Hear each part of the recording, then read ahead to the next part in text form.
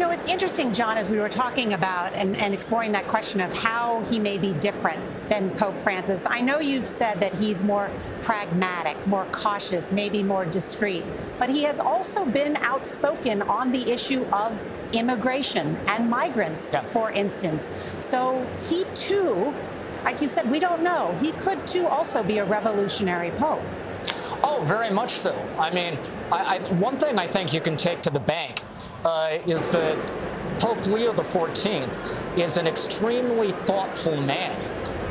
And he is going to believe in his heart, in his soul, that God has put him in this role not to waste it, but to do something special with it. And I think you heard him say he wants to do that in concert with the other cardinals and all those in the church. But I think he realizes he has been chosen to lead. And he is going to want to take advantage of that. And I think on all kinds of issues, immigration is certainly one. I mean, and of course, he understands the immigration issue on both sides of the coin, because as an American, he understands what it's like to be from a receiving nation. But as a bishop from Peru, he also understands what it's like for those who embark on the journey of immigration. And so we'll have a great understanding of that issue. But you know, there is this alchemy that goes on when a man is elected pope. Pope Francis used to say, because it was always so surprising, his reputation in Argentina was being sort of cold, distant, aloof, and yet when he became pope, he became this electric, maverick figure, and people would ask him, where did that come from? And he would always say, the grace of office. And I think something similar is going to happen with Pope Leo XIV. And as you say, where it may lead, it's difficult to predict in the moment, but it's going to be something electric.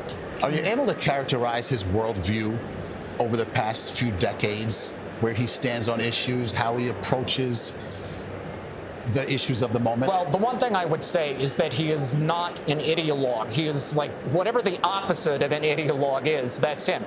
He has an extremely pragmatic and open approach to issues. I don't think you will find him consistently coming down, either consistently on the left or the right of issues. I think he will strive for balance. And I think there are going to be times where he's going to frustrate conservatives, and there will be other moments when he frustrates liberals, which is probably the dictionary definition of hitting it down the middle. What is remarkable, too, about this choice, an American, the first, who holds dual citizenship in Peru as well, is that he was just named cardinal by Pope Francis in 2023. Yeah, you wouldn't think that would make him, therefore, a papabile so quickly.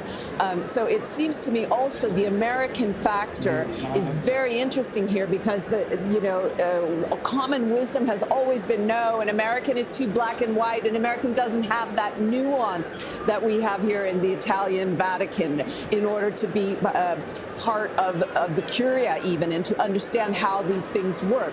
But it was precisely probably that is helpful to him in organization, in all of the characteristics that Italians tend to think of as an American, very organized, very black and white and yes and no. And then at the same time, the Peru connection, which would give him just that South American flair. In many ways, I think we're going to say this was the perfect choice. We have a pope who has lived in South America, knows the United States of America, and has a missionary heart. He said it himself in his opening address, has a great theological background.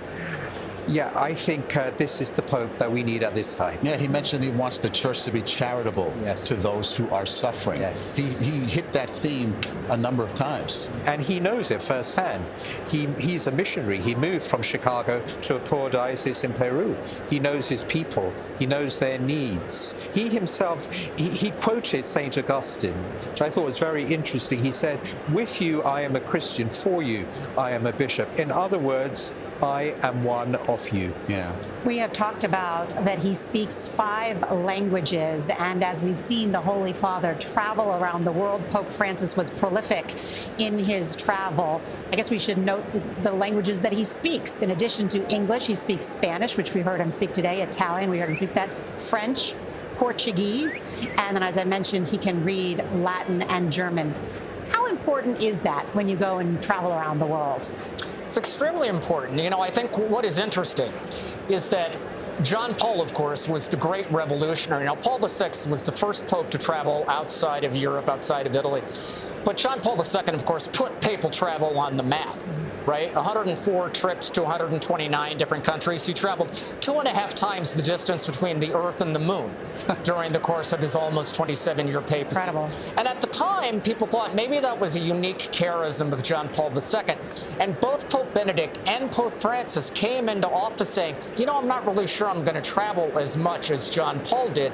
And they both ended up taking trips at the same exact annual clip as John Paul, because what they discovered is that travel is an absolutely indispensable tool for a pope to make himself present to the people. When a pope chooses to go someplace, it means the world to that place. And it makes the pope present to a particular place, a particular people, in a way that coming through TV or social media or some other mediated fashion just cannot accomplish. He has used social media himself, too, so he can appeal to younger people. Right? They probably won't use social media for the next pope choosing him, and they'll continue with the white smoke and the black smoke, which is just an amazing concept.